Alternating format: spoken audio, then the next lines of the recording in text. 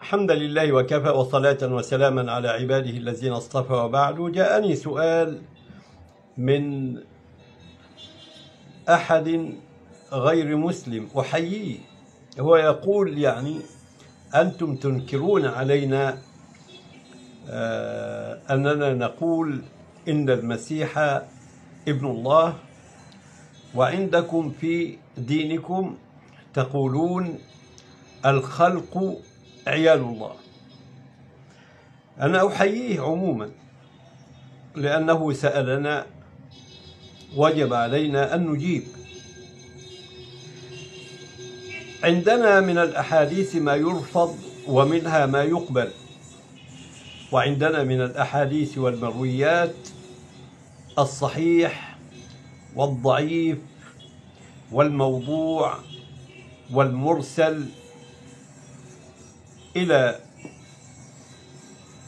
ذلك من المرويات. وقد هيأ الله تبارك وتعالى لأمة الإسلام رجالا يفندون الأحاديث التي تروى عن سيدنا صلى الله عليه وسلم. وفي الحقيقة أن بعض الناس يذكرون هذا على المنابر وفي الوعظ والإرشاد وفي المحادثات وفي المحاضرات وما إلى ذلك. الخلق كلهم عيال الله، فأحبهم إلى الله تعالى أنفعهم لعياله. قد يسمع الكثير من الناس هذا الحديث، ولكن في الحقيقة الحديث لا يصح.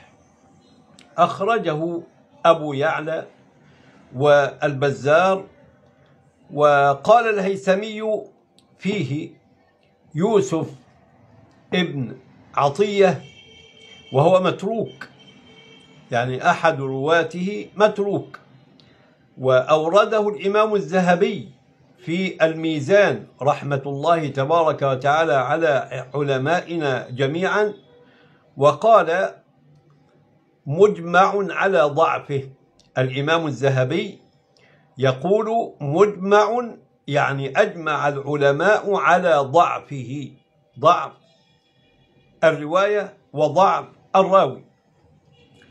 وقال الإمام النسائي عن هذا الراوي وهو يوسف ابن عطية،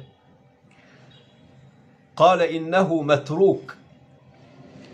وقال عنه الإمام البخاري منكر الحديث، منكر الحديث.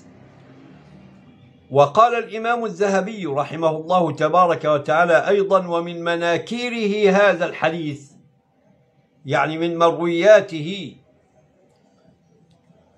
التي هي منكرة غير صحيحة وغير مقبولة ولا يستشهد بها بحال من الأحوال. قال ومن مناكيره هذا الحديث، الحديث الذي استدللت به، وهو الخلق كلهم عيال الله تعالى، فأحبهم إلى الله أنفعهم لعياله. وأورد الحديث أيضا الإمام الطبراني رحمه الله تعالى في الكبير والأوسط، وقال وفيه عمير وهو أبو هارون القرشي وهو متروك. إذن أجمع علماؤنا علماء الحديث على ضعف هذا الحديث، وصرحوا بنكارته، فهو عندنا غير مقبول ولا يعتد به ولا يحتج به. وصل اللهم وسلم وبارك على سيدنا محمد.